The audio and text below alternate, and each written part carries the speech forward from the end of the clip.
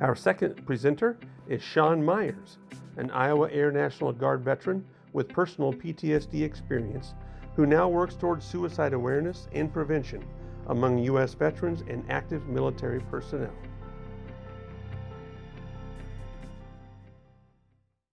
I appreciate everyone that's tuning into this forum and everyone that has put this forum on.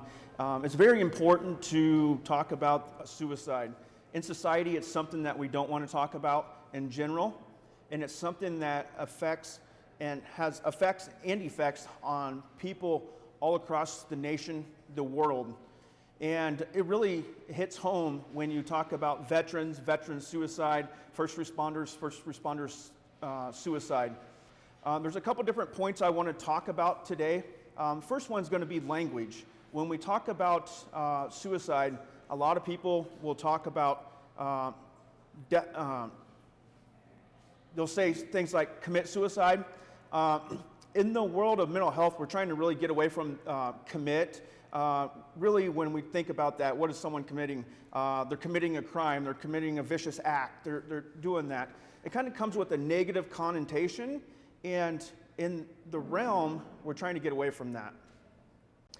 So we would say things like death by suicide, or suicide, suicided, or died by suicide, took their own lives. And I start off by talking about that because I want to give a little bit of backstory for myself. When I got home from Iraq, I was struggling very bad with PTSD. I had no idea that I had PTSD. I thought I was just in the battle mind from the home front, being back into the home front, and I didn't know how to turn that off. Over time, it became a problem, very problematic. I was deployed to Iraq in 2005, September 2005. We did 6 months at Camp Shelby, Mississippi, and then we ended up in Iraq. 2 months to go from an 18-month deployment, so we're at our 16th month. In January of 2007, Bush called the troop surgeon to Baghdad. Our replacements went to Baghdad, and we got extended from, we had 2 months left, and then it went to 6 months. We still had to go. Morale was busted at that point in time. We made it through. We were excited to come home, and then we got home. And then as a National Guard service member of the Iowa Army National Guard, we were just sent back to our communities, and the people that we didn't serve with, those people weren't around with us. After a while, I realized that there was some issues, and Dr. Miller talked about the body health and stuff like that with our heavy gear, even with the first responders. The heavy gear that we wear on a day in and day out basis wears on our body, and we got to take care of that. I was at work at Pella Windows one night.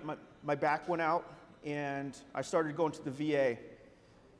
Within that, my doctor stated that I needed to go see a mental health professional. I didn't want to, right? Because I didn't know how to communicate. I didn't want to open those things up, and I didn't want to go forth. And I did not want to open those things when I didn't really have the support or understanding on how to deal with it. I was diagnosed with PTSD, and I ran from the doctors, right? I didn't want a diagnosis. I didn't want to be labeled with something. I was a warrior. I just came home from Iraq. And then after time, it started to wear on my body, and I wasn't taking care of myself, and alcohol started ingesting into my body more and more. And the depression was deep until I made a plan to suicide.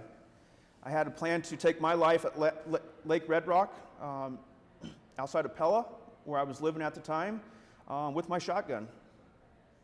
And that's a very dark place to be. That's a very, very dark place to be. On that day, I was intervened by my father, and he didn't know that he was intervening. So moving forward, I didn't know what to do, so I started living in my car, and I was running away from the National Guard, which I was still serving in. Members of the National Guard saw that I was struggling, and they reached out and helped me. But ultimately, I had to make the choice for my daughter and for myself to want to move forward and be here for them. So I opted to go to the Des Moines VA, and I checked myself in. At the time, I still didn't say I was suicidal because I didn't want to put that on myself, right? That was a hard place to be. I would say I was more angry at the world. I was more angry at other things, but I didn't want to put that on myself.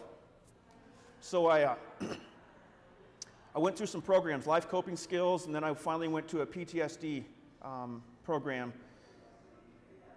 And I graduated that program, and I felt a lot better, but things weren't 100% great. Over my years and my experience with PTS, anxiety, depression, and all the things that come with that, this is reality. This is something that if we got to continue to work on as veterans, first responders. We have to continue to work on ourselves on a daily basis. It's not going to be pretty every single day, right?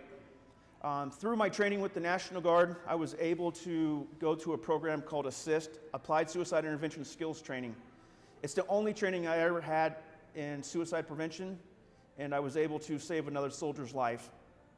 And through that, I decided that I wanted to make my way towards a professional role, and I was actually able to become part of the Resiliency and Suicide Prevention Program for the Iowa Army National Guard. Today, I'm not representing them, I'm representing myself.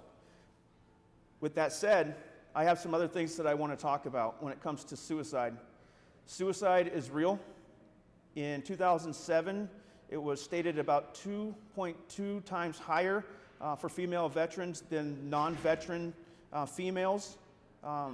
Suicide 2.2 times higher. In that same year, it was about 1.3 for males, male veterans versus non-male veterans. Suicide is something that really impacts our communities.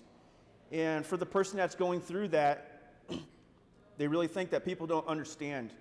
But I would ask the veteran that is struggling to kind of open up or go see a professional. Talk about what they need to talk about, because we need to validate that what you're going through is something that is really a struggle for you, right? I know when I was going through some things and in my marriage, it felt like I was making excuses all the time, right? I can't do this, I don't want to go there, this, that, right? And it was all real inside me, but the people that were closest to me, they couldn't see it because I didn't let them in to talk about those type of things. When I go back and I think about in 2009 or 2008 when I was first diagnosed with PTSD, now we call it PTS, post-traumatic stress, I didn't know how to communicate. And some days I still don't know how to communicate my own story.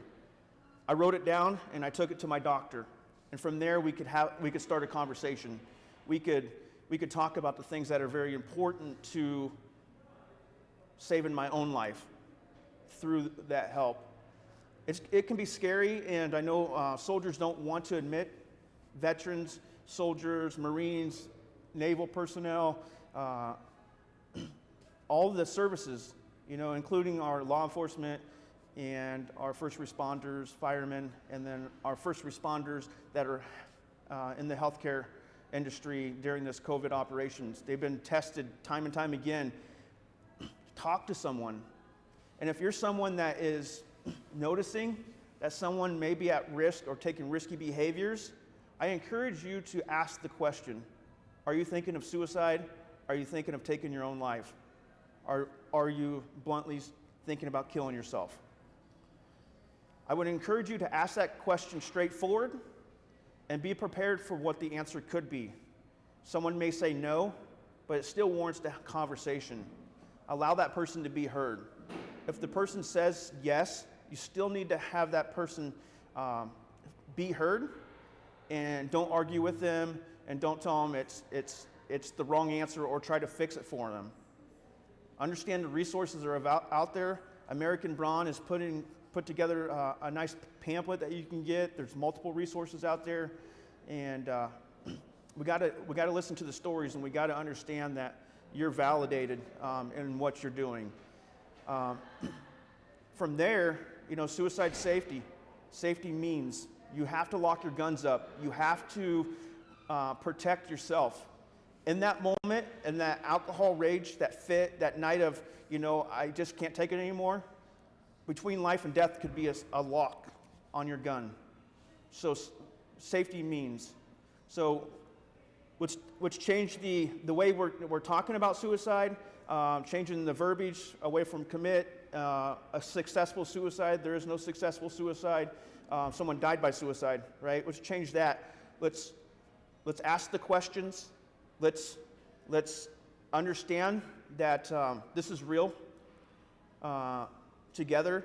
And then if you're someone that has been going through some things with a veteran or someone that is very close to you, you may not be the person that can ask that question. Bring in someone else that can ask that question. Are you thinking of taking your life? And be prepared to support them. Again, SHAUN Myers, 15.4 years. I served in the Iowa Army National Guard, now retired, and service connected for my PTSD. I want to thank you for listening to me, and I just want you guys to know that it's okay to reach out for help. I did. I have beautiful children, and life will get better, but you're going to have to work at it each and every day. Thank you for your time.